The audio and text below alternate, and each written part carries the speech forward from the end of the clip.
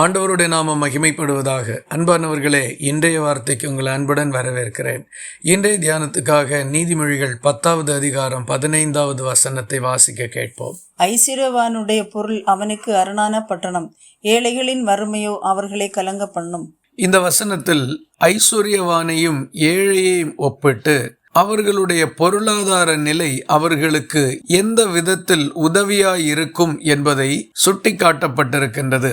ஒரு மனிதன் ஐஸ்வர்யவானாக இருந்தால் அவனுடைய பொருள் அல்லது பணம் அவனுக்கு மிகப்பெரிய ஒரு அரணாக பாதுகாப்பாக இருக்கும்.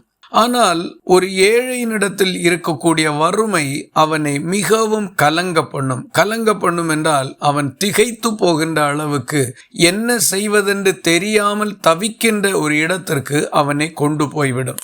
பள்ளிக்கூட மாணவர்களை எடுத்துக்கொண்டால் அவர்கள் நல்ல சிறந்த கல்வி அறிவுள்ளவர்களாக மாறி எதிர்காலத்திலே நல்ல ஆசீர்வதிக்கப்பட்ட வாழ்க்கை வாழுவதற்கு வாய்ப்பு இருக்கின்றது. அதுபோல வேலைகள் தொழில்கள் செய்பவர்கள் மிகவும் ஞானத்தோடும் கரிசனையோடும் அவைகளை செய்கின்ற போது பதவி உயர்வும் மேன்மை அடைதலும் அவர்களுக்கு உண்டாகும். அவர்களும் ஒரு ஆசீர்வதிக்கப்பட்ட நிலைக்கு வருவதற்கு முடியும். சரியாக படிக்காமலும் வேலை வாய்ப்புகளை சரிவர பயன்படுத்தாமலும் சாதகமான சூழ்நிலைகளை கண்டுகொள்ளாமலும் விட்டு விடுகிறவர்கள் ஒரு குறிப்பிட்ட காலத்திற்கு பிறகு மிகுந்த வறுமைக்குள் போய்விடுவார்கள். அவர்கள் யாரோ ஒருவருடைய உதவியை சார்ந்திருக்க வேண்டிய கட்டாய நிலை ஏற்படும். ஆகவே இந்த நிலைக்கு ஆளாவதற்கு முன்னதாக சிறு வயதிலிருந்தே படிப்பதற்கோ அல்லது வேலை செய்வதற்கோ அல்லது ஏதாகிலும் ஒரு வகையில் முன்வருகிறதற்கோ சரிவர பயன்படுத்திக் கொள்ள வேண்டும்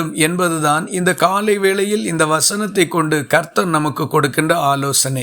எதிர்காலத்தில் ஏழைகளாகி வறுமையின் கோர பிடியில் அகப்பட்டு கலக்கங்களும் துன்பங்களும் அடைகிறதை தவிர்க்க வேண்டுமானால் இந்த நாட்களில் தேவன் கொடுக்கின்ற வாய்ப்புகளை சரிவர பயன்படுத்திக் கொள்வோம்.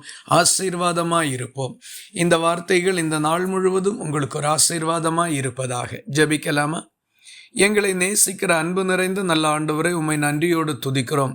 நீர் எங்களுக்கு கொடுக்கக்கூடிய நல்ல வாய்ப்புகளை சரிவர பயன்படுத்தி கொள்ளக்கூடிய ஜாகிரதையுள்ள இருதயத்தை எங்களுக்கு தந்தருள வேண்டும் என்று ஜெபிக்கிறோம். எதிர்காலத்தில் சிறப்பான இடத்தில் அமரும்படிக்கு இந்த காலத்தில் ஏற்றபடி நல்ல முடிவுகளை எடுக்கவும் செயல்படவும் கர்த்தர் உதவி செய்யும்படி ஒப்புக் கொடுக்கிறோம்.